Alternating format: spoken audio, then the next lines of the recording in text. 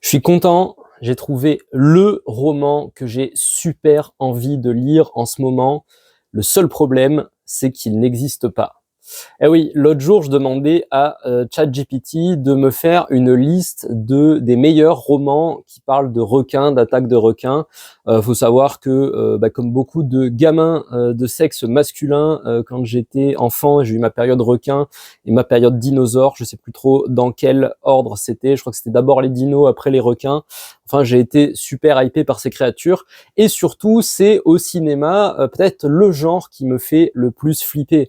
Je me souviens de quand The Shallows avec Blake Lively est sorti au cinéma. Pour moi, c'est le meilleur film de requin qu'on puisse trouver, même si j'aime bien Peur Bleue avec LL Cool J là, et c'était qui déjà Thomas Jane et la fille, j'ai oublié. Enfin bref, je m'étais beaucoup marré sur Peur Bleue, sacré film d'action, mais pour moi, le survival de requin qui fait flipper, c'est The Shallows. Et quand c'était sorti, ma copine de l'époque, mes amis étaient là, non, pas ce soir, tu veux pas plutôt y aller après-demain ou demain Et j'étais là, non, hors de question. Y a Blake Lively qui se fait attaquer par un requin au cinéma, j'y vais tout de suite. Donc j'étais allé tout seul voir The Shallows, et ça avait été horrible parce que j'avais beau savoir que c'était un film, j'étais cramponné comme ça au siège. Comment ça va tourner pour elle? Et puis je regardais de temps en temps autour de moi, les gens étaient pas seuls, j'étais le seul à aller voir le film seul et à flipper à fond devant. Donc voilà, j'aime les films de requins, et donc je demande à ChatGPT, je me dis tiens, je me ferais bien un bon roman d'attaque de requins. Donc je demande à ChatGPT, sors-moi une liste, et ChatGPT me sort une liste, et parmi elles, je trouve un roman qui s'appelle The Reef de Mark Sennen. Donc le pitch de The Reef de Mark Sennen, qui serait sorti en 2023, c'est le suivant. Une équipe de remorqueurs maritimes tombe sur une plateforme pétrolière abandonnée où quelque chose de monstrueux s'agite sous la surface. Alors déjà là, si je réfléchis un peu, je me dis attends, plateforme pétrolière, il y a moyen de rester sur la plateforme, passer de plateforme au bateau sans passer dans l'eau et se faire attaquer par les requins. Mais bon, ça a l'air bien quand même, surtout que ChatGPT me rajoute un bullet point qui dit pourquoi c'est bien. C'est un survival horror réaliste et claustrophobe. Oh, j'étais là, wow, let's go, go sur Kindle, il me faut Mark Sennen, The Reef.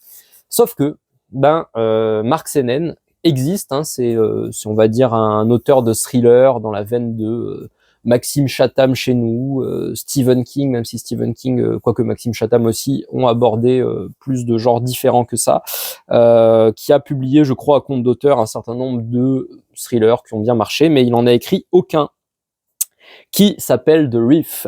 The Reef, par contre, est un roman qui existe, un roman du début 20e par Edith Wharton, qui apparemment est l'histoire d'une femme, d'une jeune veuve qui renoue avec son amour de jeunesse, et ça choque un peu la bonne société de l'époque, surtout qu'elle habite en France. Intéressant, une américaine qui habite en France au début 20e, qui est un roman qui montre un peu les conséquences émotionnelles, physiques aussi, du sexe avant le mariage dans une société qui était plutôt puritaine. Roman qui a choqué à sa sortie, The Reef par Edith Wharton justement, qui était vu comme une dégueulasserie, un peu un scandale, enfin quelque chose de pas clean.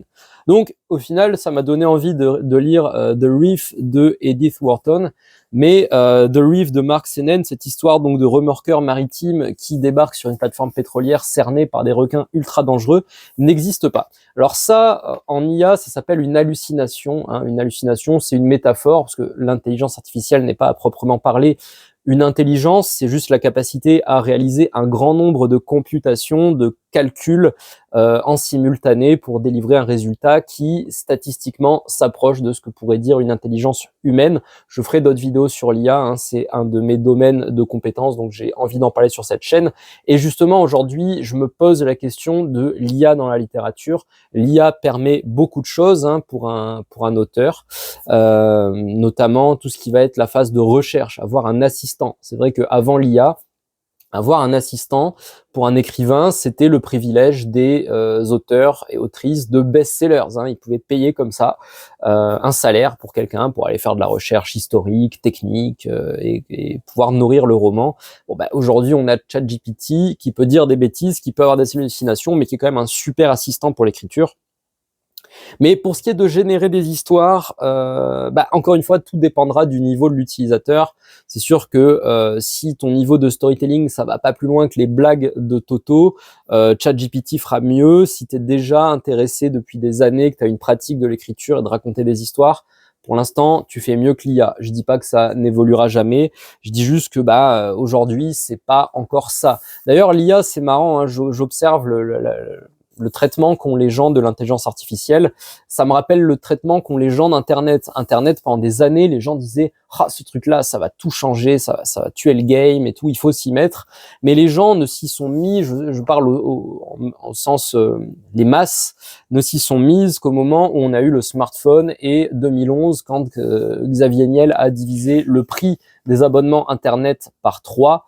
Là, ça a commencé à avoir des usages ludiques et à avoir des gens qui, en soirée, se disent hey, « Attends, c'est quoi cette musique ?» qui sortait Shazam et tout. Et c'est comme ça qu'on a propulsé Internet. Et encore, je dis ça, j'ai un biais, je travaille sur Internet, je suis entouré de gens qui travaillent sur Internet ou qui utilisent Internet.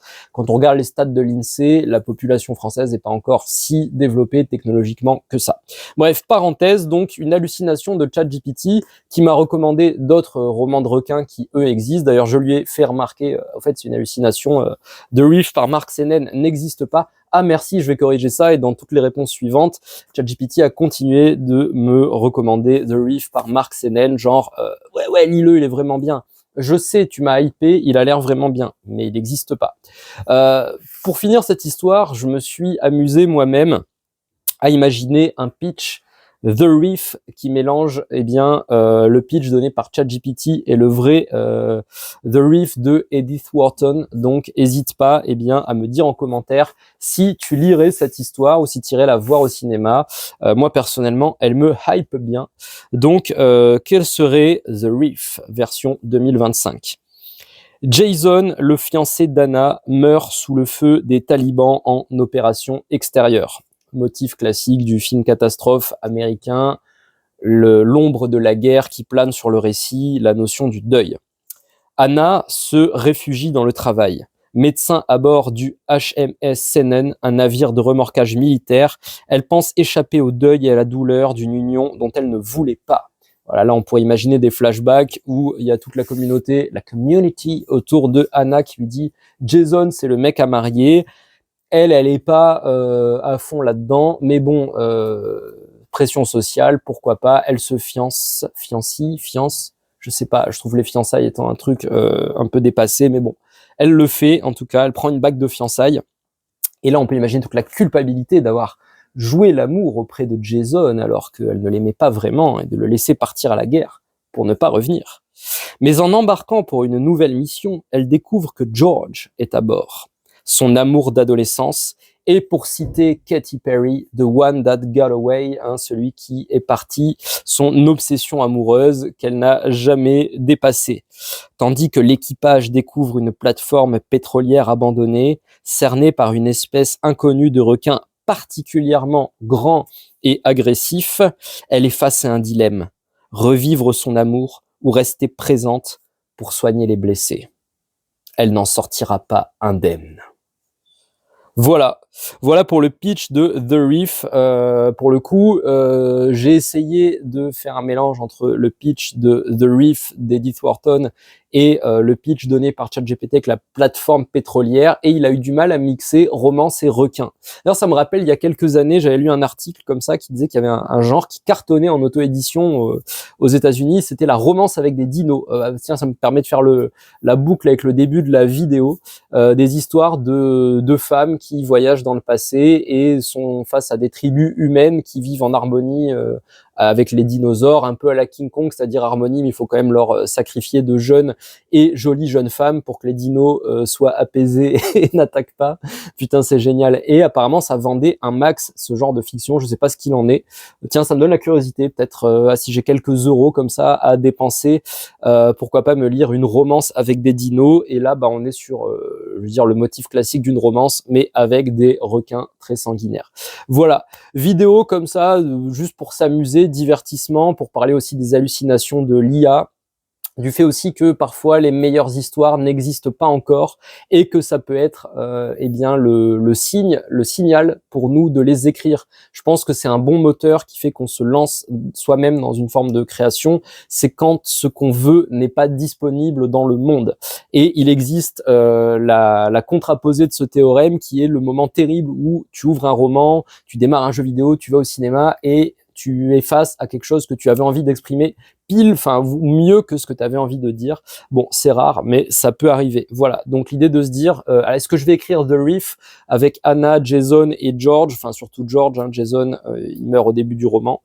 Je pense pas que ça soit une histoire qui me hype assez pour que j'y dépense comme ça des semaines d'efforts, mais ça m'a fait en tout cas marrer de te la partager, et si toi t'as passé un bon moment à l'écouter, eh ben je te demanderai de liker cette vidéo, t'abonner à la chaîne si c'est pas déjà fait, et à la partager à d'autres amoureux, amoureuses du genre requin, romance et dino. Voilà, une romance avec des requins, des dinos, ça pourrait être pas mal.